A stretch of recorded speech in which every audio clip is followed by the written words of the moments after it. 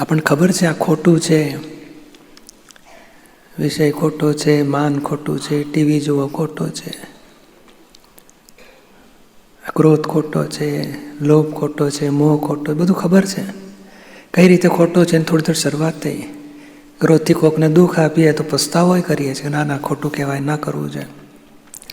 પણ કોઈ છંછેડે, તમે આવો ગુસ્સો કર્યો આ નાના બાળક ઉપર, એ છંછેડે ને ત્યારે અહંકારનો સ્વભાવ રક્ષણ કરી નાખવાનો, તરત કૂદી પડે કે ના એ છે નહોતો કરતો એટલે બોલવું પડ્યું, બાકી મને તો વળવો નહોતો એને. પણ છે ને એ આવું કરતો હતો ને એટલે જ્યારે કડક કહીએ ને તો જ પાછો ફરે, નહીં તો માનતો નથી, તરત રક્ષણ કરી નાખે.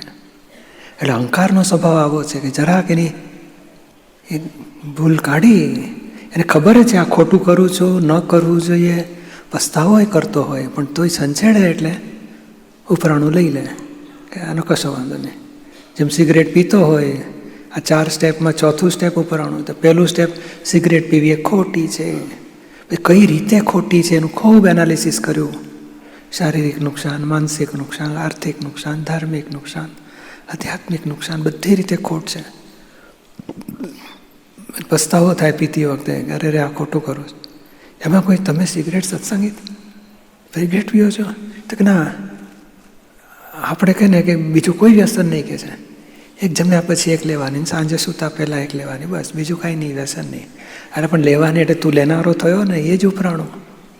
અને એનો કાંઈ વાંધો નહીં, આટલું જ, બીજું કોઈ ખરસડો નથી મારામાં, ખરાબ કોઈ આઉટલાઇન નહીં, કશું દારૂ નહીં, કશું નહીં, આટલું એક નિયમથી 2 વખત લેવાનું કહે છે, એ નામ જ ઉપરાણું. આનો વાંધો નહીં કયું એટલે પેલું એક્સટેન્શન મળી જાય કે કેટલા વખતથી પસ્તાવો કરું છું, કેમ દોષ છૂટતો નથી, તો સૂક્ષ્મમાં ઉપરાણું લેવાયા કરે છે. વિષય ખોટો છે, આ ખોટું, ટીવી જોવું ખોટું છે, ઇન્ટરનેટમાં આડું અવળું જોવું ખોટું છે. પણ પાછું દાદા કહે છે ને, ધ્યેય પૂરો કરવો હોય તો ગમતાનો શોખ છોડવો પડશે. આ ગમે છે, મજા આવે છે, એ ક્યાંક એનું લીકેજ છે, તેથી એ મોહની ગાંઠ તૂટતી નથી, ફરી ફરી પોષણ મળ્યા કરે છે ને.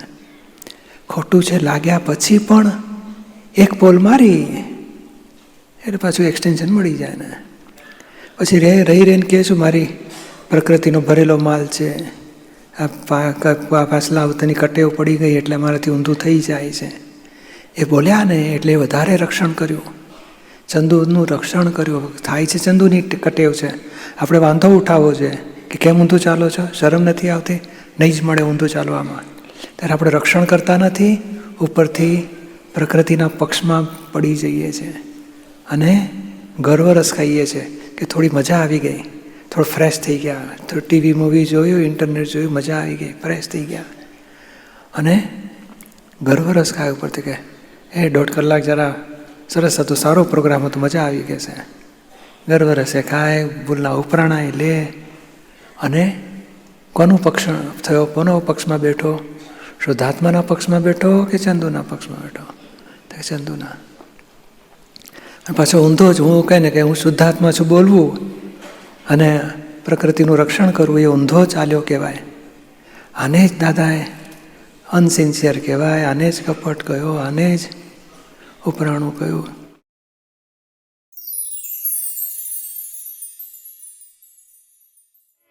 બોલ્યો તેજ સાચું છે, છૂટેલા તીર જેવા શબ્દ.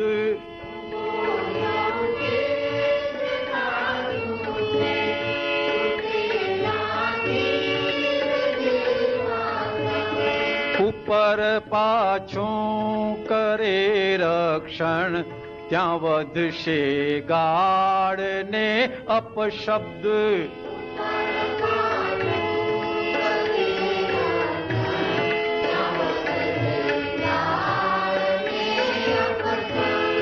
ભૂલોની રક્ષણા કરતા નથી નીકળતી ખોખેથી.